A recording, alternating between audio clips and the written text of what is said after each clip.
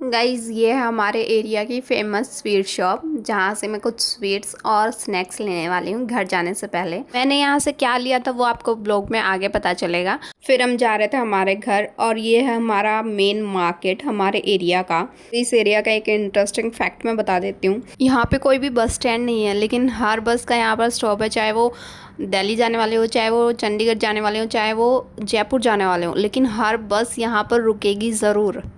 फिर हम पहुंच गए थे हमारे घर, क्योंकि हमारा घर जो है मेन मार्केट से ज़्यादा कुछ डिस्टेंस पे नहीं है, ओनली वॉकिंग डिस्टेंस पे 5 to 10 मिनट्स ही लगते हैं, ज़्यादा नहीं लगते हैं। फिर हम आ गए थे हमारे घर में और देखा तो यहाँ पर लाइट नहीं है, और हमें पता भी नहीं था कि पापा जब जाते हैं तो एमसीबी ऑफ़ करके जाते हैं। और हम यहाँ पर सोच रहे थे कि लाइट क्यों नहीं है, लाइट क्यों नहीं है। हमें 1 डेढ़ घंटे के बाद ही पता चला कि एमसीबी डाउन थी।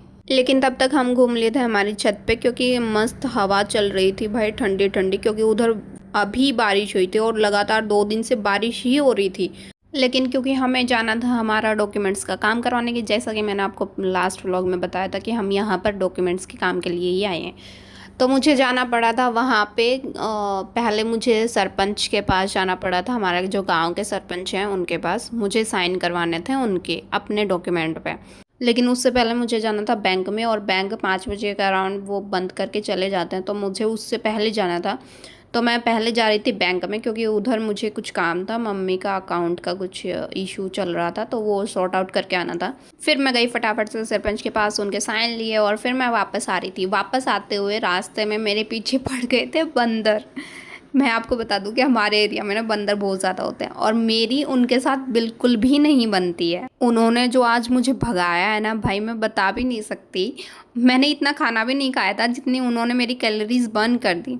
लेकिन फाइनली फिर मैं घर पे आई और शाम का टाइम हो रहा था, तो मैंने थोड़ा बहुत स्नैक्स किया। स्नैक्स में मैंने चाय के साथ समोसे और जलेबी, पनीर वाली जलेबी खाई थी, कि मुझे बहुत ही पसंद है। फिर नेक्स्ट डे हमें अर्ली मॉर्निंग निकलना था जयपुर के लिए, क्योंकि उधर से जो ट्रेन थी वो थी हमारी 7 बजे की, तो हमें घर से निकलना पड़ा था 6 बजे। और ये क्या, मैं जब गेट को लॉक कर रही थी वो मुझसे लॉक ही नहीं हो रहा था, क्योंकि जो चाबी मैंने उसमें लगाई थी वो मेरी टूल किट की चाबी थी, जो मेरे बैग में ही थी, और मुझे ये पता भी नहीं था कि ये मेरी टूल किट की चाबी, और वो थोड़ी सी टेढ़ी भी हो गई थी, मैंने इतना फोर्स लगाया था उस पर। लेकिन फिर हमने लॉक चेंज किया और फटाफट से उधर से निकले, और हम स्टेशन भी टाइम से पहुंच गए थे। लेकिन फिर हमारे साथ एक और घटना हो गई, और हुआ क्या कि हम बैठे थे प्लेटफॉर्म नंबर 1 पे, लेकिन एंड टाइम पे अनाउंसमेंट हुई कि आपकी ट्रेन डाइवर्ट कर दी गई है प्लेटफॉर्म 3 पे। और जैसे कि ये चाय दीदी लेके आ रही थी, मैंने ये चाय भी नहीं पी, मैंने उधर ही रखा कप और मैं भागी, क्योंकि ये सिर्फ 5 मिनट ही वहाँ पर रुकती है। जैसे तैसे हम ट्रेन में बैठे और ट्रेन चली, तब अब हमें सुकून आया। और रास्ते में मौसम इतना अच्छा रहा था, बारिश हो रही थी हर जगह पे।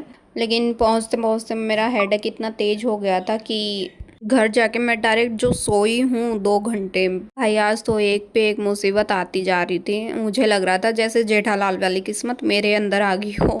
बट या ट्रिप में मज़ा बहुत आया मुझे, और मौसम भी इतना अच्छा रहा था हमारी पूरी ट्रिप में।